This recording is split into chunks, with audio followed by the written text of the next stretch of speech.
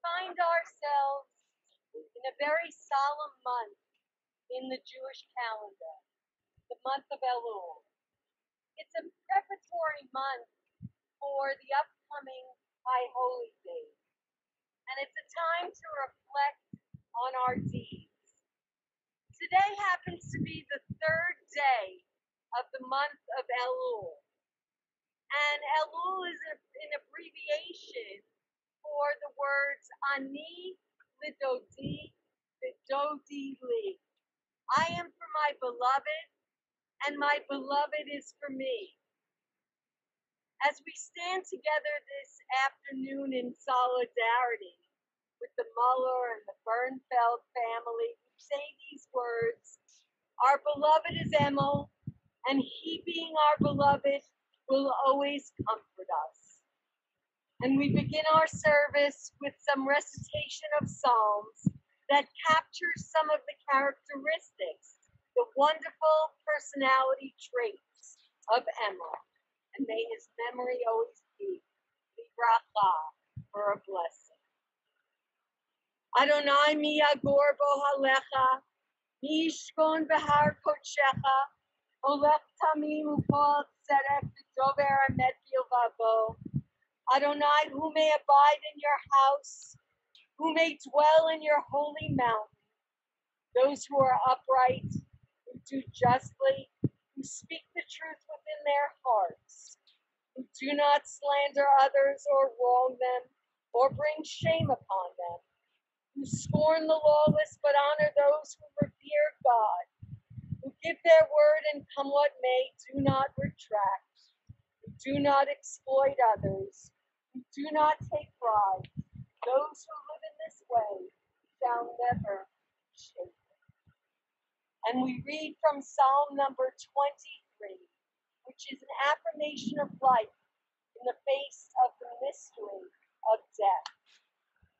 Adonai roi lo echsar, deshe yaritzeni, almei menuchot jena aleni nafshi shovev, yancheni b'magalei tzedek leman shemo.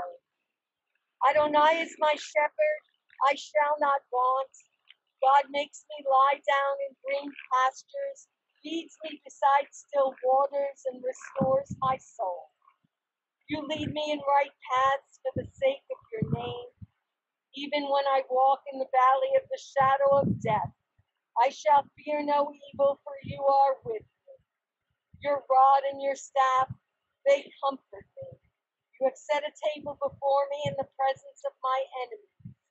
You have anointed my head with oil. My cup overflows. Surely goodness and mercy shall follow me all the days of my life, and I shall dwell in the house of God forever. This week, our Torah portion embraces the very core of who Emil Muller was. This Shabbat, we read from the Torah portion, Shoftim.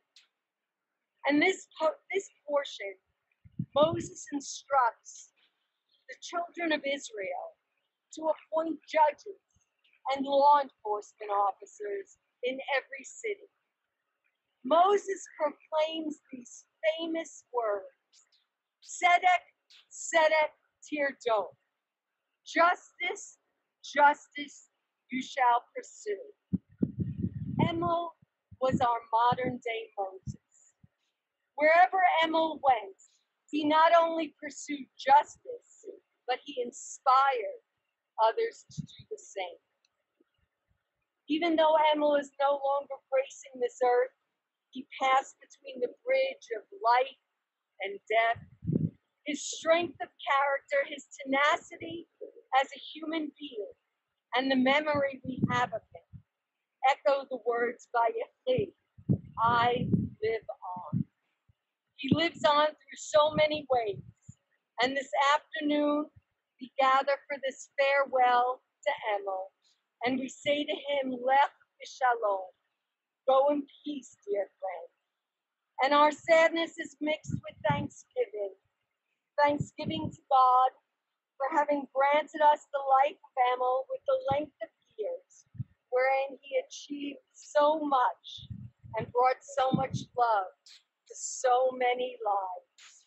We pronounce the words about him, Yeshishim Chochmah Uleorach Yamim Tuna. For the aged there is wisdom, and those who have enjoyed the length of years have achieved understanding. On a personal note, lovingly, Emil was Opie to me since our first meeting years and years ago. I adored him, and now as I bid him farewell, I do so with respect and love. I was so lucky to be smiled upon by Opie. I was so fortunate to share Simchas with him, from Haley and Aaron's wedding to different holiday celebrations in the nursery school, at the synagogue. Being a part of the Muller Bernfeld family is a badge of honor to me. What a difficult life, though, Emil had to endure from his teenage years. Born in Berlin, the Nazis reared their ugly heads, and no Jew was safe. Emil was forced to run from all that he knew was home and family and survive. Running through Belgium to France, being arrested, and eventually being redirected to Havana, Cuba. How Emil survived is a mystery.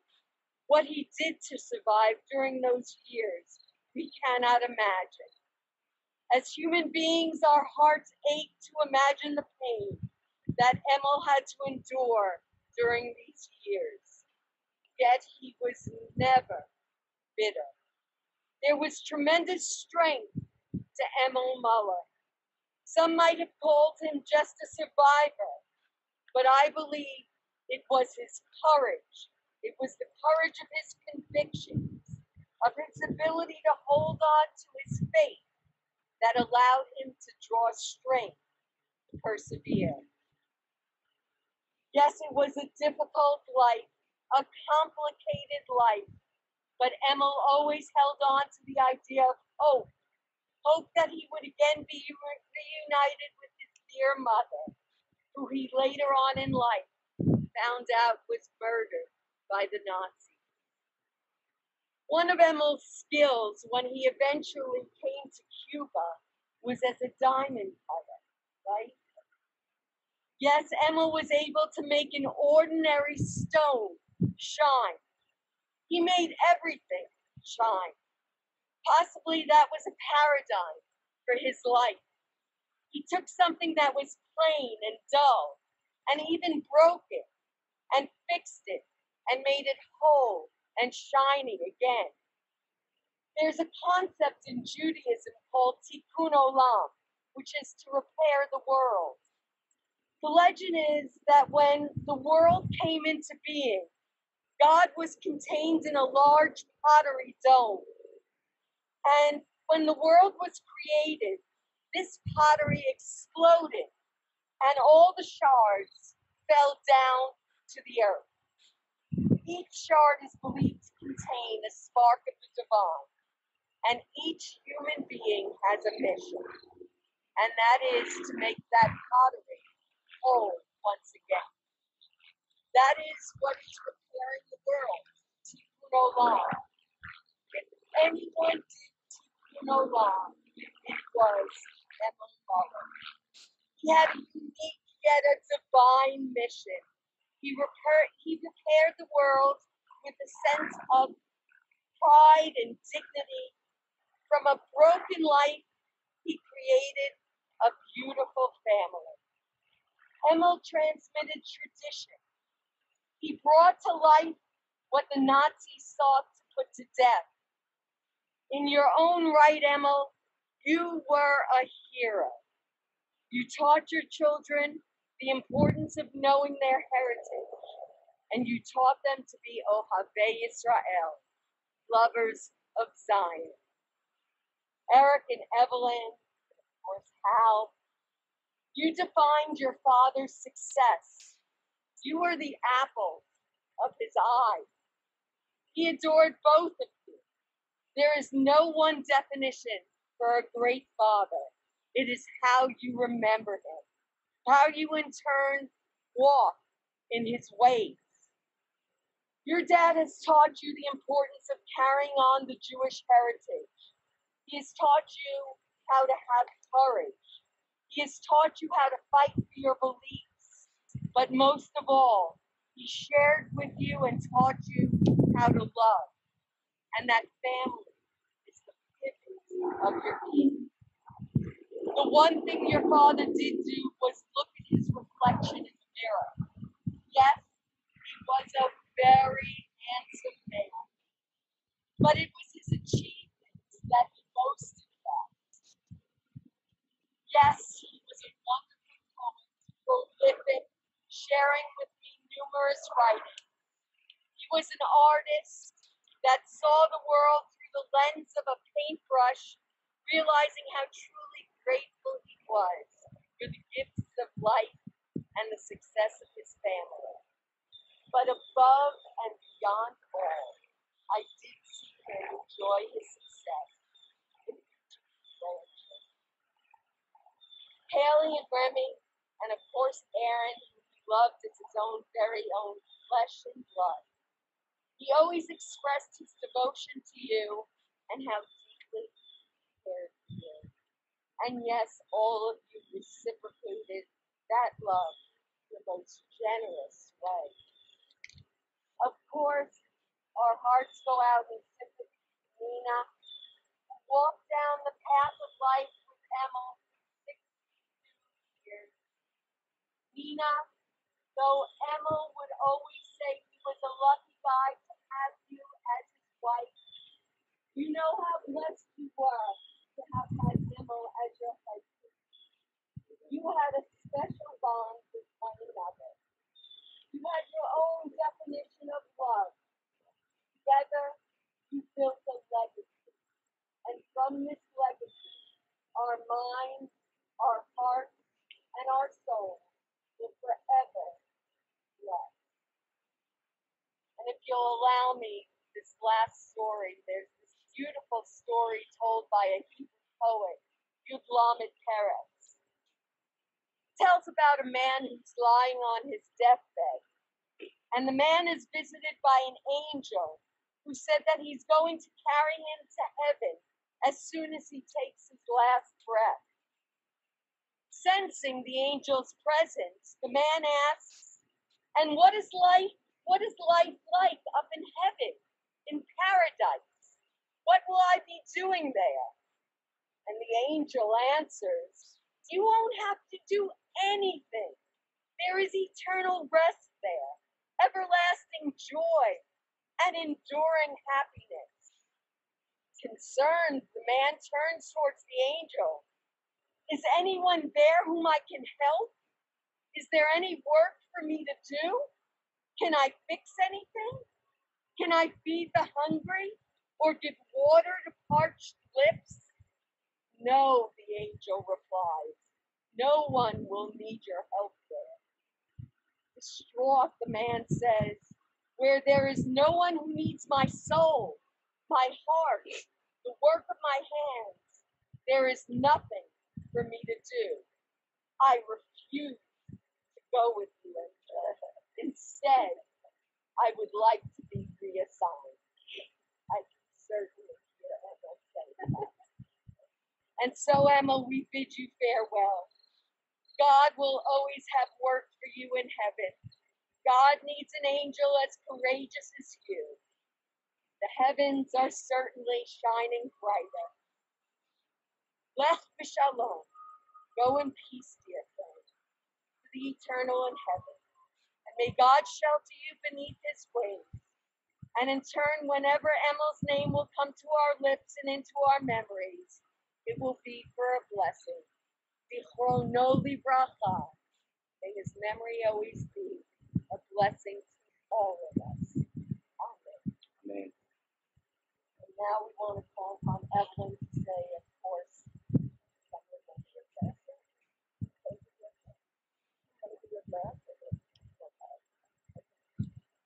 It's a little closer.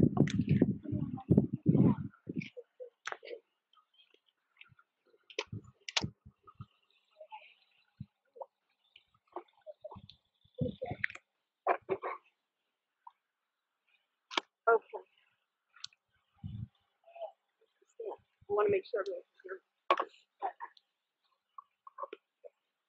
Although words can't possibly express the loss that our family is feeling from the passing of our patriarch, best friend, mentor, and advisor, I will try and explain why my father meant so much to so many, but most of all to us. I can talk about his tremendous accomplishments as an immigrant and Holocaust survivor, but I choose to speak to you today about the man my father was and about his incredible character. Since my father was one of the oldest parents out of all of my friends, I learned early to treasure each and every day with him.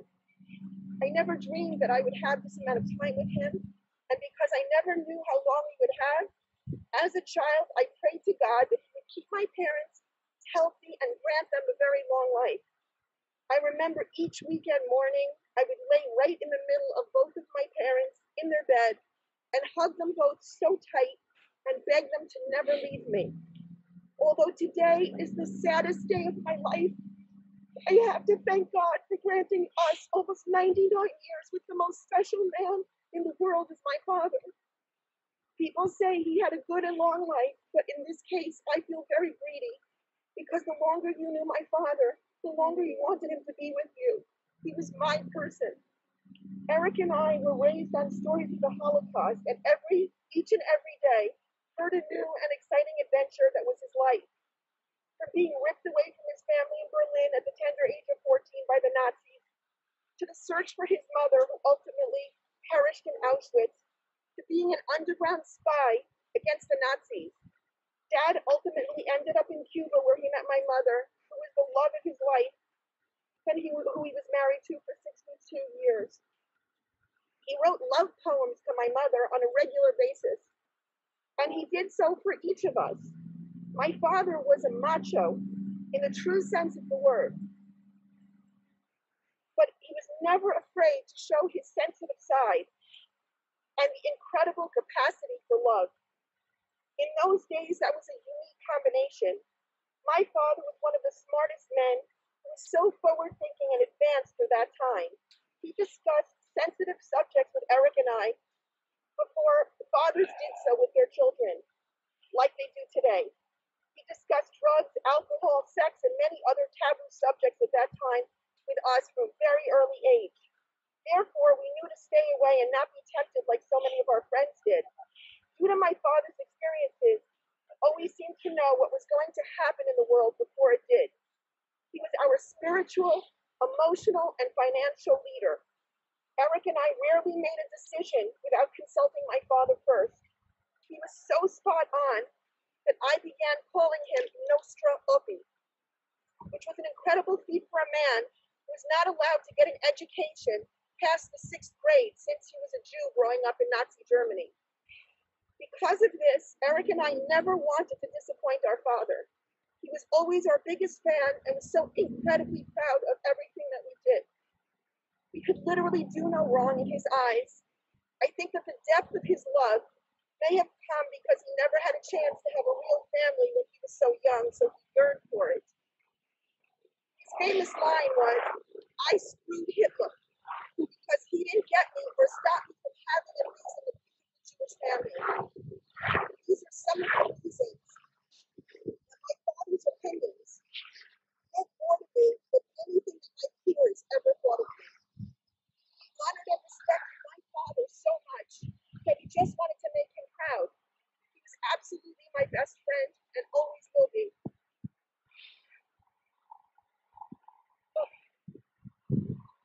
The greatest loss I feel is that no one can ever love us the way that Obi loved us.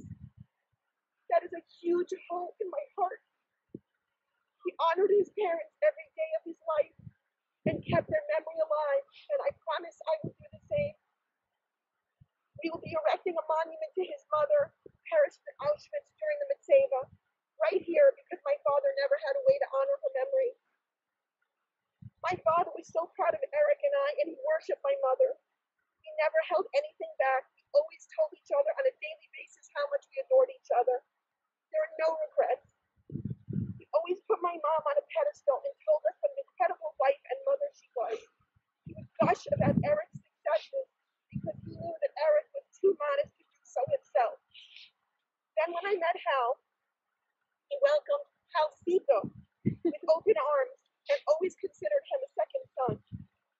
He would tell me what a good man Hal was and how much he loved him. Needless to say, when Haley and Remy were born, he was an incredible grandfather who was always available, anytime and any day, to help care for his granddaughters.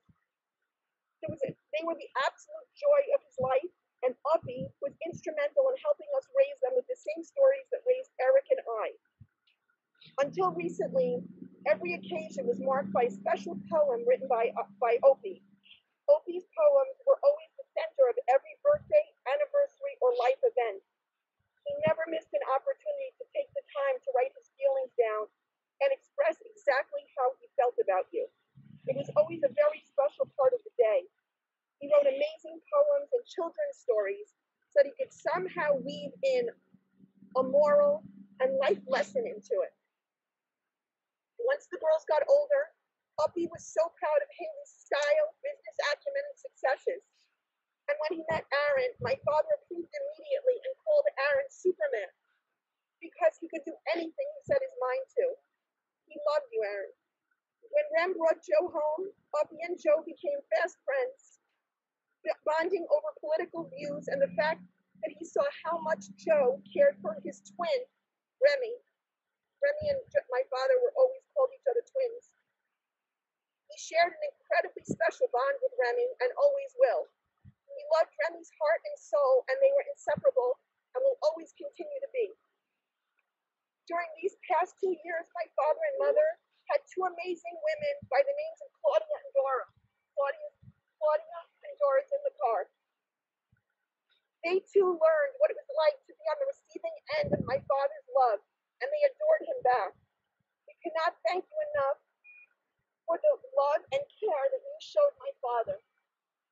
My parents never missed a single event in our children's lives. It was of the utmost importance that they were part of everything, no matter how sick they were. After giving birth to Haley, I'm sorry, this is a little long, guys. I had so much to say. I hope this isn't too long.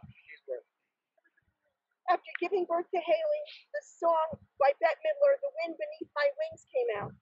I played it for my dad one Father's Day, and we both ugly cried.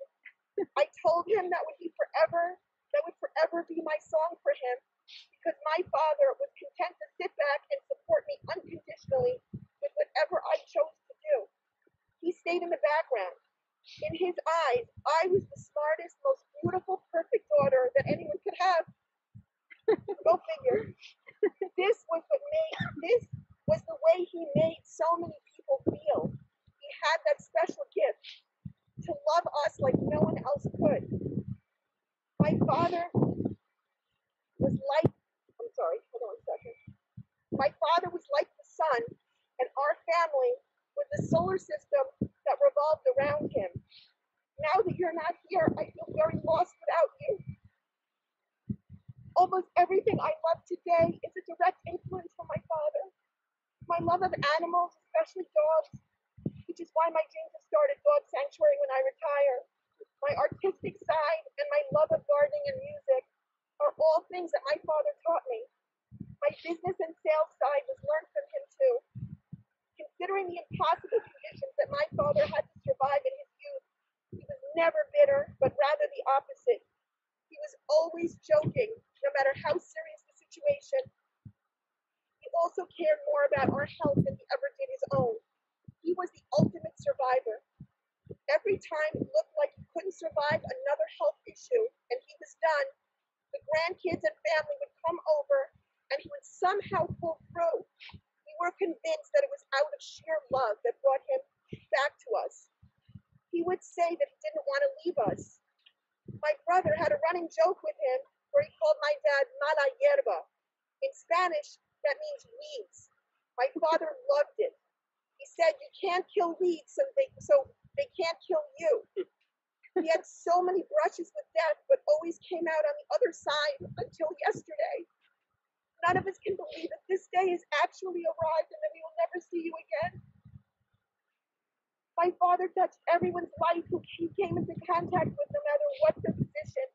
Everyone would give him things for free. The bus driver, meals at restaurants, Everyone loved his sense of humor, wit, dirty jokes, of course, and charm, and they would become fast friends. For instance, every time my father was hospitalized, I knew he would use his two jokes that he should have copyrighted. The first one was, "How do you feel?"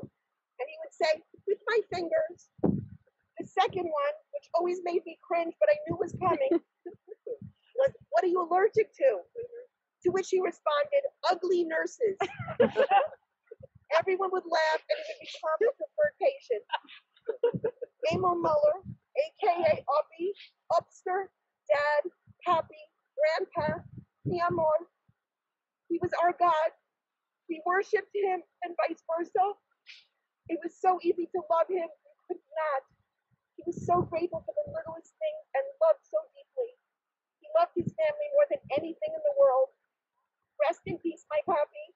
Until we meet again, I will miss you every minute of every day. We have been truly blessed.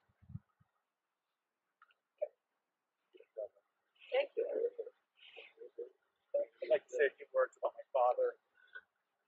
I think anyone that knows me knows that I could not love my father more, and I was totally responsible for everything that's ever gone well in my life, and my mother as well. I also want to say, before I start, to read something that my father wrote, which will show you how deep his thinking is and how beautiful a person he is. I just want to thank my sister for keeping both my parents alive as long as they have. She is a force of nature, and there's no way they would both be here and my father to this point without her unbelievable, nonstop, powerful work in so many different ways to keep them alive. And I am eternally grateful for her. My father wrote this July 12th, 1993, when he wrote his book about his life. It's titled A Conversation with My Mother. It was written when he visited Auschwitz. Dear Mom, as I pass through the gate at Auschwitz, I'm trying to imagine the indescribable fear, terrible pain, and profound suffering you must have felt when you arrived here with so many others in the windowless cattle cars. I almost ended up here myself, and therefore I am able to relate a little better than most people to the horrors you experienced, the crimes the Nazis committed against you, and the millions of other innocent people would make the devil look like gentlemen. Mom, you always had faith in the human race and told me that the German people couldn't be so bad as to harm women and little children. Mutti, Mom, where are you? I have so much to tell you, but wherever I look, I see only reminders and unthinkable terror and senseless barbarism. I have discovered that your beautiful, shiny brown hair was woven into German sweaters and uniforms, and your body fat was used for soap.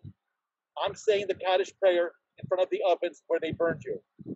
Dear Mom, may the Nazis and all their collaborators burn forever in hell for their crimes.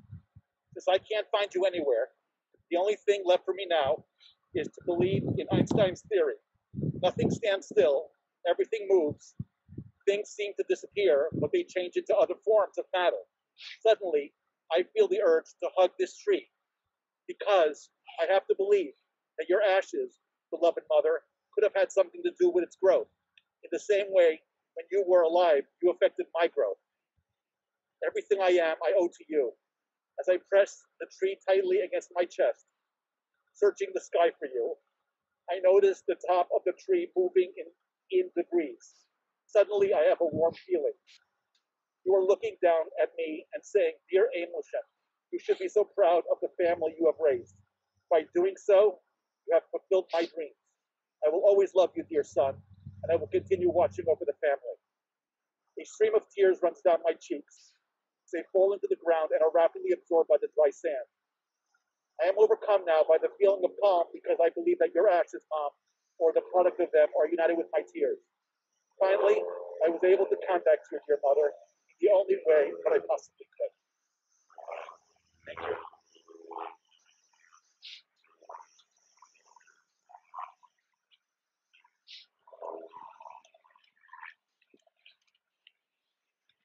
First of all, I'd like to thank all our friends that came here today. We're really surprised. I don't think we've seen more than one person in the last 4 months. So it's great that everyone came out here. We appreciate it. We especially appreciate Rabbi Jill, Corey, who's been at every happy event and terrible event to our lives. I'm also going to read a poem that Emil wrote. Emil, every dinner, every special occasion, he would write a beautiful poem. And we tell the whole restaurant to be quiet while he read it. So this is one that he wrote in 1992 called Nostalgia. I almost was asleep when a very old song came to my ears. Pásame mucho, a song I heard when I was 20 years. The melody went through me, touched my heart, and caused me pain. And I asked myself, wouldn't it be great to be young again? In those days, girls were exciting, but not without its aggravations, because there were usually problems and very painful separations.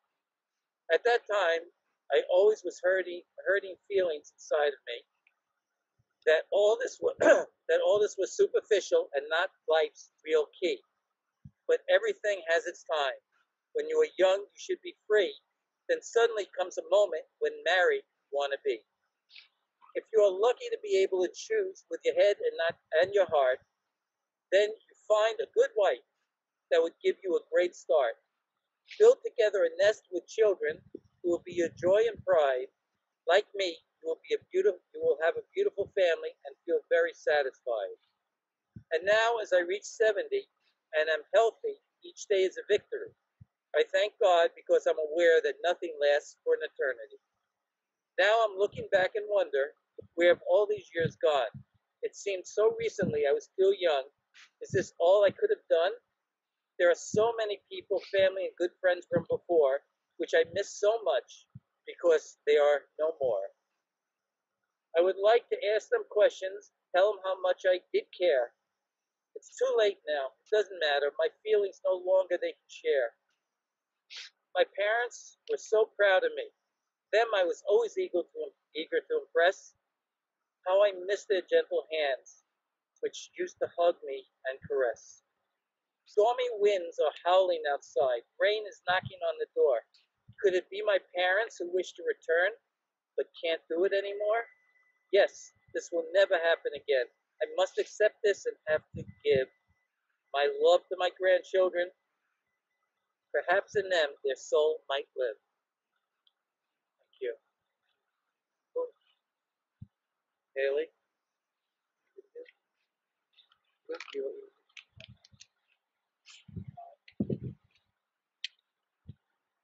Hello, everyone.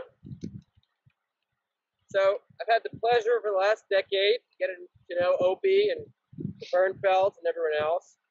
Now, during that time, I've experienced the same thing as many have said today: the love, the warmth, the zest for life that everyone felt around Opie. But what I found so amazing is that Opie had a positive impact on everybody, no matter what, whether it was a nurse at the hospital, a waiter at a restaurant.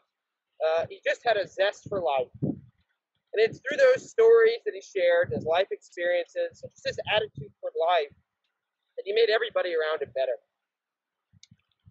He was so impactful that it was there even when he wasn't.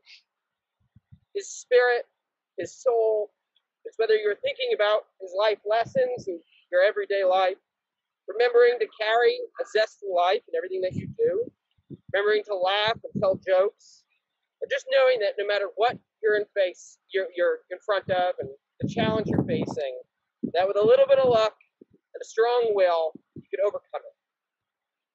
Opie taught us to feel that and know that in every aspect of our life. So even though he's not physically here with us, I know that those memories, those thoughts, those lessons, they'll be with me for the rest of my life. Thank you.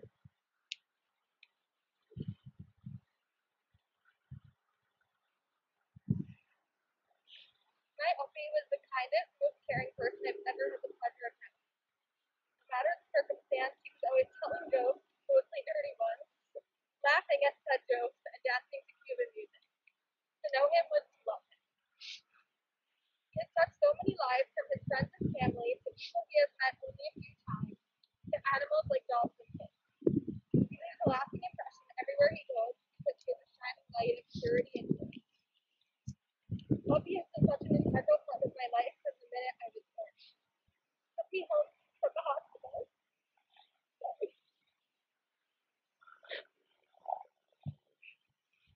He took me home from the hospital. It was so good. He continues to show that not only did he took me first life lessons, but he also fed me ice cream for the first time. Took Remy and I on adventures and taught us songs and dances from his passion. My love for dancing and travel and jewelry and chocolate all came from Uppy. Little did he know, he created a bling-loving, chocolate-eating monster. But he loved me anyway. Uppy and Ummi have shown us the true meaning of love and family, and have given me the perfect image of love to search for and live up to. Everyone who knows them strives for a love that Emil and Nina have. There has never been a man filled with such love. He was truly an angel on earth. Now we have our very own angel in heaven, and I couldn't have asked for a better one.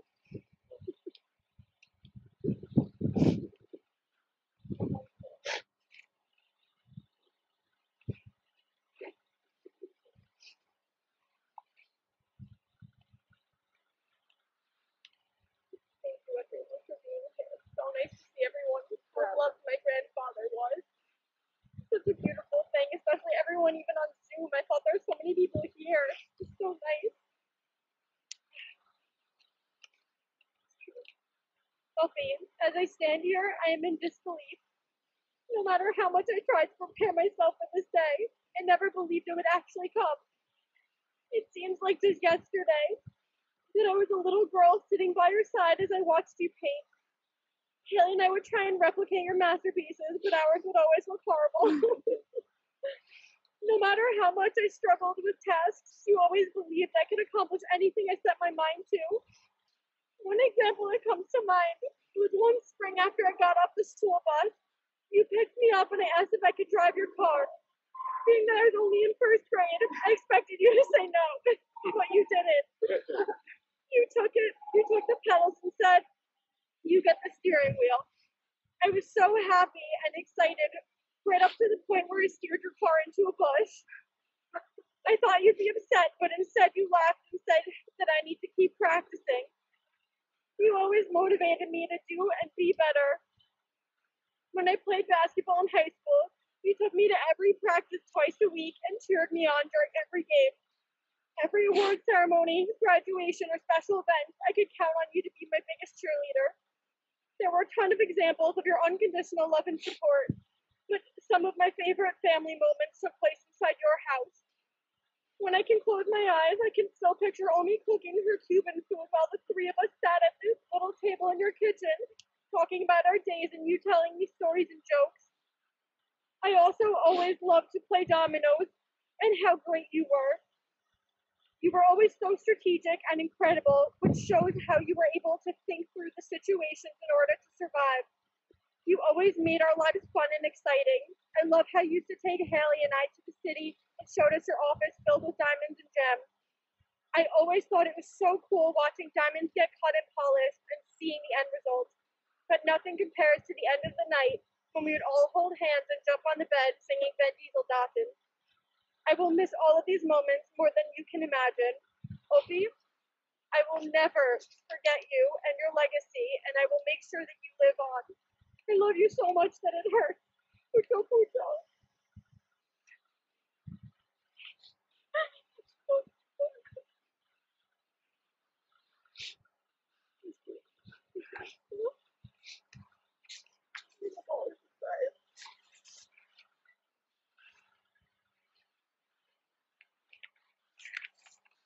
Hello, everybody.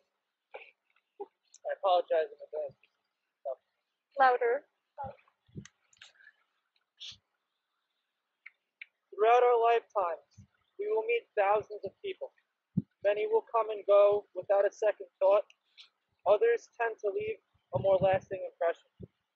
And then there are a select few who really stand out. Emil Muller, or Opie, as I referred to him, was one of those people. Anyone who knew him knows how incredible his story is. He escaped not one, but two of the most notoriously brutal dictators in world history. After meeting the woman of his dreams, Nina, while in Cuba, he came to America for a better life. He raised a family in Fresh Meadows, Queens, while he established himself as a top-notch jeweler in the Diamond District. I can literally stand here all week long and talk to each and every one of you about how great this man was and all of his accomplishments and accolades. But today, I want to share with you why I believe he's such a special person. When I first met him, I shook his hand and he said to me, "You work with your hands, don't you?" And I replied, "Yes, I do. I'm a carpenter by trade." Every time we had the opportunity to get together, I asked him about his experiences, and we talked about a variety of topics: politics, Cuba, the war, Germany, etc. We became very close and genuinely enjoyed each other's company. Oftentimes, when younger people such as myself spend time with the elderly, it's out of respect for them or for our parents. Opie was the type of guy who I would have wanted to come over and have a beer with me and my boys around the bonfire. At one point, he started referring to me as his brother. The pure happiness on his face when I would walk through the door and utter the phrase, "Hey handsome, how you doing today?" was enough for me to appreciate our time together, and everything else was just icing on the cake. After knowing each other for approximately 2 years, I got the best gift anyone could ever ask for from a man like Opie. Him and I were having a conversation about Remy, and he told me that we have passion for each other like he's never seen before. I told him how special Remy is to me, and how I plan on making her feel special every single day, just like he does for her. He started to get emotional. We talked a little more, and then we all had dinner together. When it came time to put him and Omi into the car to head home for the night, I said goodbye to him, and he looked at me and said, "You're a good man, Joe. I love you." I told him I loved him too. Here I stand at this point, dating his beloved granddaughter. I come from an entirely different religious, economic, and social background. Yet this man looked past all of that and opened his heart to accept me as a member of his family and someone he loved. If there is ever an example of what a human being should do with their time on this planet, how we should treat other people, how we should approach our differences, and how we should ultimately unite one another through compassion and respect, Emil Muller is that example. He was a man of great character and devotion to his family. The only thing bigger than his personality was the size of his heart. I love you, Opie. Rest in peace, Nancy.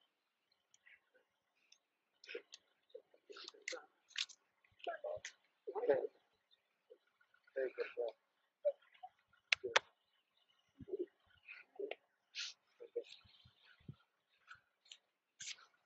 For those of you who were fortunate enough to be on Emil's email subscription list, and it was unusual in that you didn't subscribe to it, he put you on his list, and there was no way off. You're the recipient of decades of emails in all topics. So I went through some of them, and I thought to bring together everything that everybody said here, I would read a couple of his own poems. So this is one that he wrote to Nina. This is a poem that he wrote to Nina in May of 2016. And he wrote, "Nina is the center of our family. She gave me two angel-like kids, Eric and Evelyn. She is our sun, and we are her stars surrounding her, and are blessed to be absorbing her light and warmth. We are so lucky." One of my other favorites, and there are a little like hundreds, but I'm only going to do 3, and they're short. In September of 2014, Emil wrote, "When I'm in the midst of my nice family, I feel like I am their king. They are my most important accomplishments. It's my greatest thing. Whatever I want, I only have to wing. They are our utmost greatest gift, which God can only bring. I was lucky to be able to create our family tree, which is based on love, respect, unity, and integrity. I deeply owe God my thanks for his protection, that from thousands to save me, I was his selection. Therefore, I try to live my life to perfection." And Emil, one of my other favorites, which was written in 2014, he wrote, "My first lesson to my young children was as follows. Think about our Muller family as if it was a ship. I'm your captain, Mom is the first officer, and you are the sailors. Our driving wind is tide, discipline, honesty, respect, and your next, and be an outstanding, hardworking, nice person. Like this, you will easily and happily sail through the storms in your lives." They followed these rules and became very productive, successful, loving grown-ups. They turned out to be the best children parents can dream of. So some of you who may know me, I was the daughter of the La Amiga Americana. We were the ones that showed up at Nina's house at that small kitchen table that one of the kids referenced. And it was routinely about 10, 11 at night. Nina had the coffee going for my mother. There was some chicken and rice and some dried bananas. And we would leave with vegetables from Emil's garden. So, of course, I had a very special relationship with Nina and Emil, almost like parents. And, hang on a second.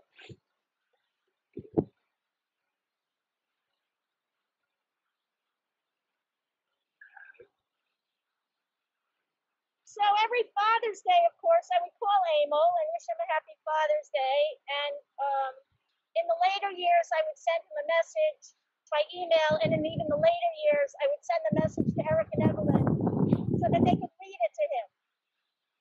So Emil was part of the small village that helped my mom raise my brother and I. And so I just thought I would share my own personal feelings. This was my message from June of 2016. Dear Emil, while you know that the Poor So Men and I are your biggest fans, I wanted to let you know on this Father's Day how special you've been to me throughout my life. You and Nina were the most amazing role models for Randy and I, and an incredible friend to my mom. You and Nina taught by example, and you showed the importance of a father and a family. Growing up and spending time in your home showed me what a loving relationship was, and it was so incredible to see how you and Nina still look at each other with sparkles in your eyes, literally. The poems and things you write about Nina reflect not only what an amazing wife and mother she is, not to mention your talent for writing and rhyming, but your ability to put her on a pedestal while you continue to impart your love, wisdom, and humor, all of which reflects on the kind of person, husband, father, and grandfather you are. You and Nina gave me two of the most amazing friends I have, Eric and Evelyn, and through them, Hal, Haley, Remy, and Aaron. And I will now hit intro. We've come to know each other so well over the last couple of years, and I know how fond Emil was of you and Nina, of course. I know that you've had a difficult week, but I want to let you know that I'm thinking about you on this Father's Day and always. Love, Donna. Emil, rest in peace.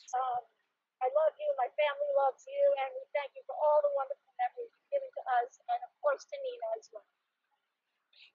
Thank you. Father's second daughter. I'm another mother.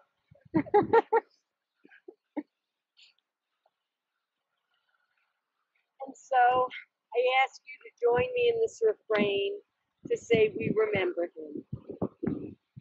We say this in memory of Emil. In the rising of the sun and in its going down, we remember him.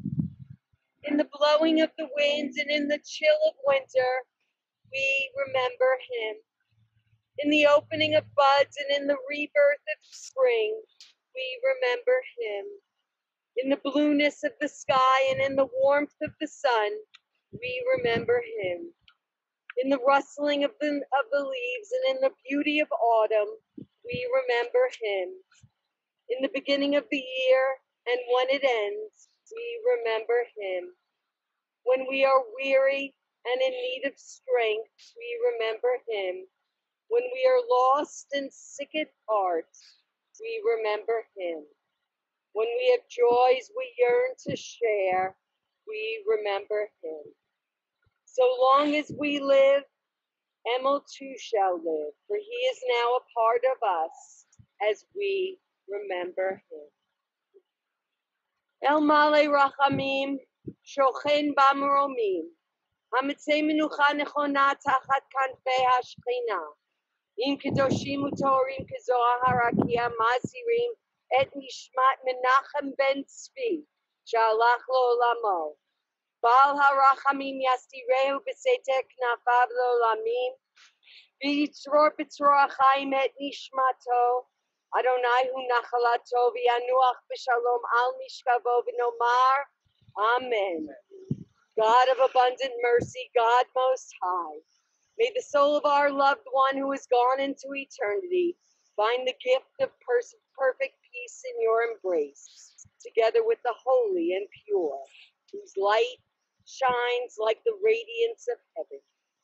Compassionate God, hold Emil Muller close to you forever, so that his soul may be bound up in the bond of life eternal.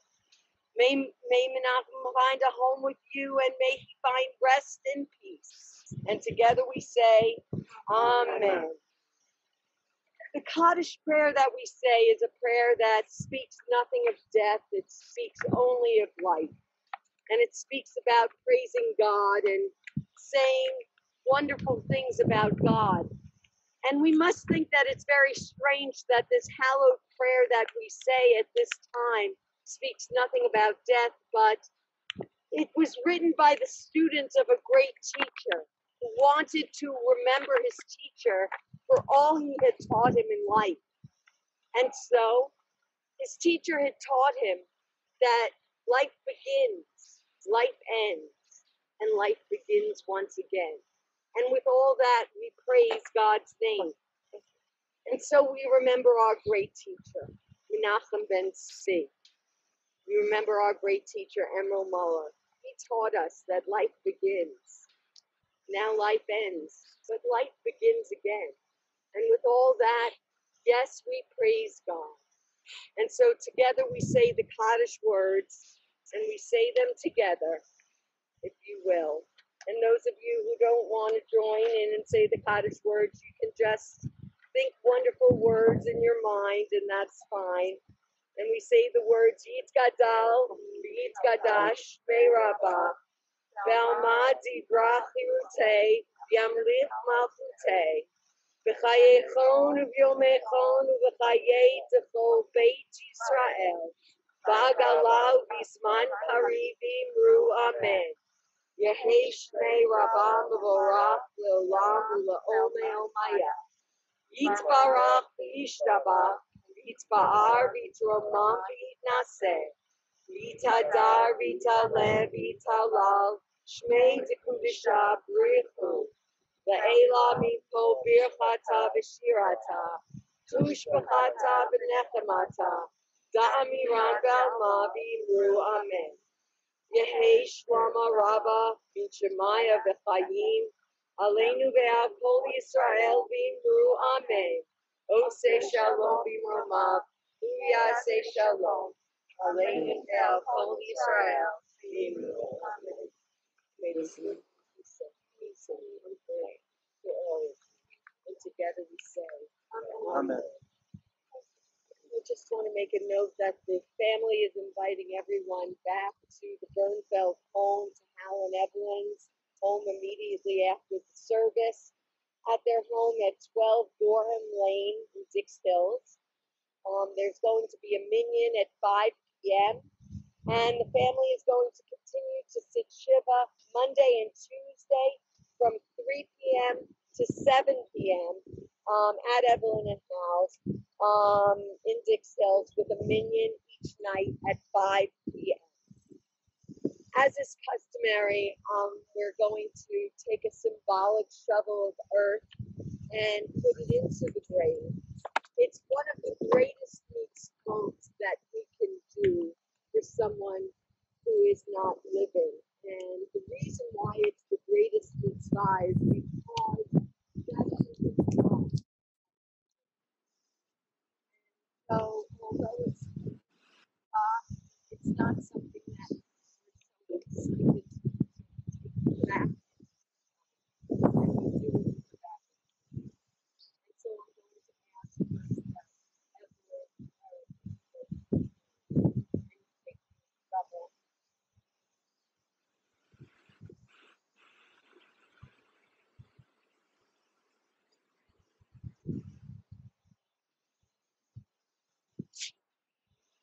Let Shiva Adonai go your way, for God has called you. Left Adonai Shema, go your way, and may God be with you.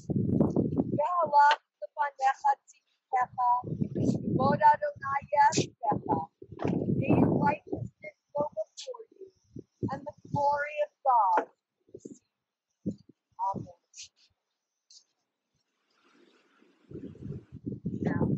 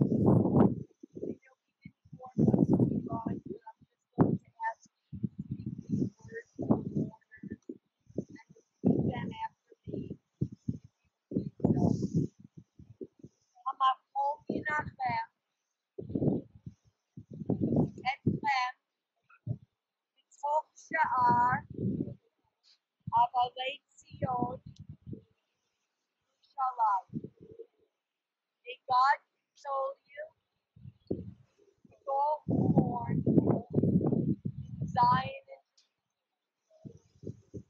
and now may you go forward in life.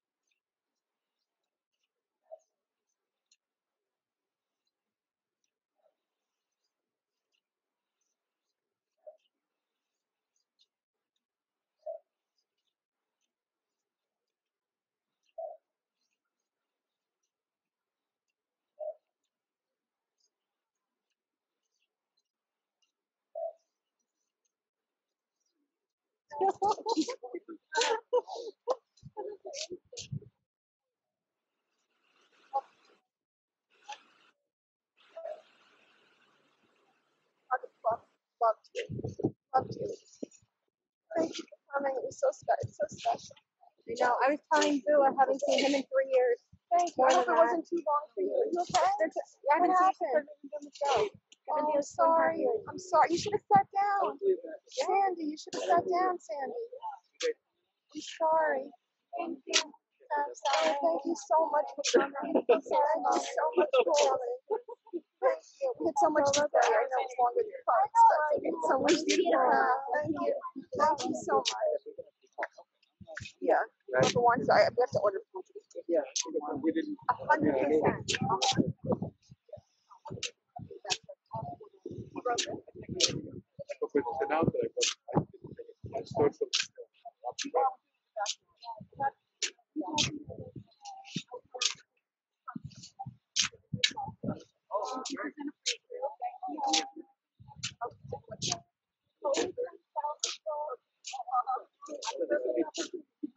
It's so crazy. I know how right. It's so crazy.